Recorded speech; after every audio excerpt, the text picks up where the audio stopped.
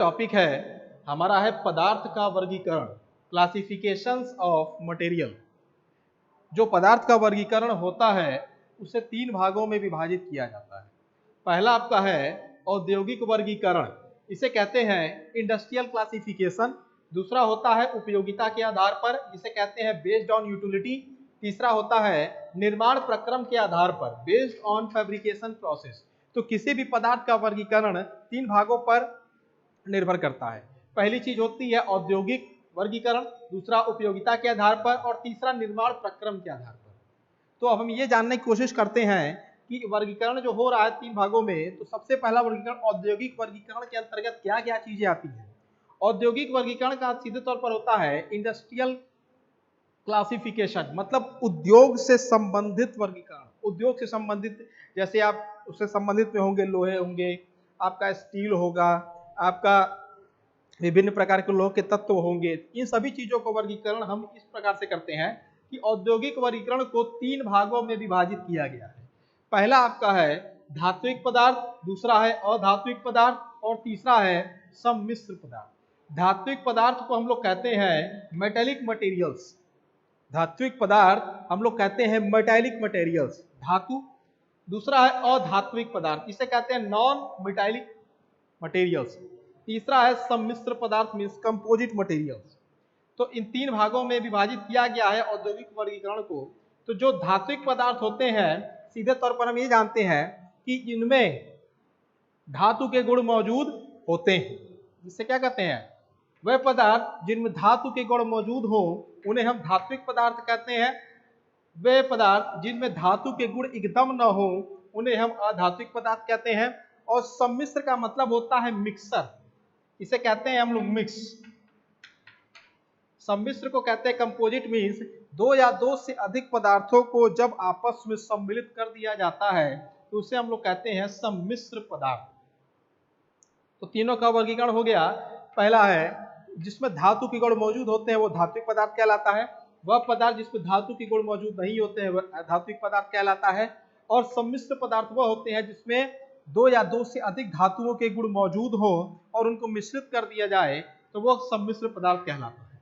अब हम आते हैं धात्विक पदार्थ को भी दो भागों में विभाजित किया गया है। धात्विक पदार्थ को दो भागों में जो विभाजित किया गया है वह पहला है लौह धातुएं और दूसरा है अलौह धातुएं।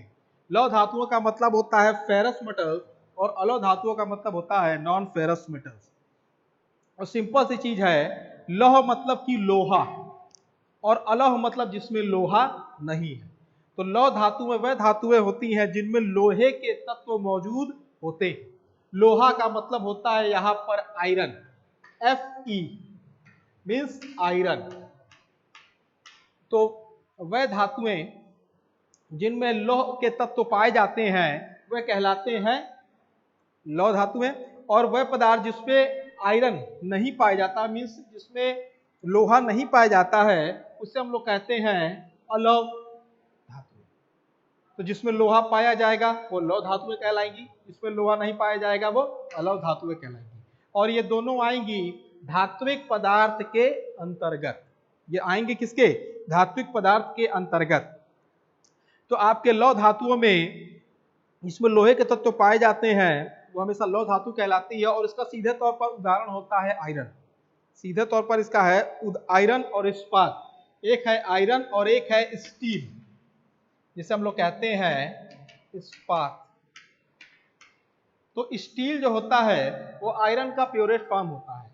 मीन्स अगर हम आयरन, दोनों एक ही प्रकार का आयरन ही है, लेकिन जो स्टील होता है वो 99% शुद्ध होता है। मीन्स आयरन को और शुद्ध करने के बाद हमें जो प्राप्त होता है वह स्टील कहलाता है। तो हम ये कह सकते हैं कि जो स्टील होगा is the purest form of iron. फिर है आपका अलौह धातुएं, मतलब जिसमें लोहे की मात्रा नहीं पाई जाती वह आपकी कहलाती हैं अलौह धातुएं। इसके अंतर्गत जो आपके उदाहरण हैं वो है जिंक, कॉपर, एल्युमिनियम और चांदी। अधात्विक पदार्थ में जिसमें धातु के गुण नहीं होते हैं, जैसे कि आपका सिंपल सी चीज है आपके प्लास्टिक, रबड़, चमड़ा, कांच, संगमरमर इत्यादि।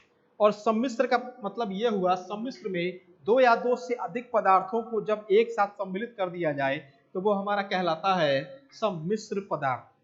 सम्मिश्र पदार्थ, यह पदार्थ कार्बनिक और अकार्बनिक दोनों हो सकते हैं और ये किसी भी प्रकार के हो सकते हैं। अब आते हैं औद्योगिक जो वर्गीकरण है, पदार्थ निम्न प्रकार के जो होंगे आपके लौह धातुएं, अलौह धातुएं, सम्मिश्र धातुएं। तो इन सभी चीजों का वर्गीकरण अभी जो हम किए हैं वो औद्योगिक वर्गीकरण के आधार पर सबको हम वर्गीकृत कर दिए हैं।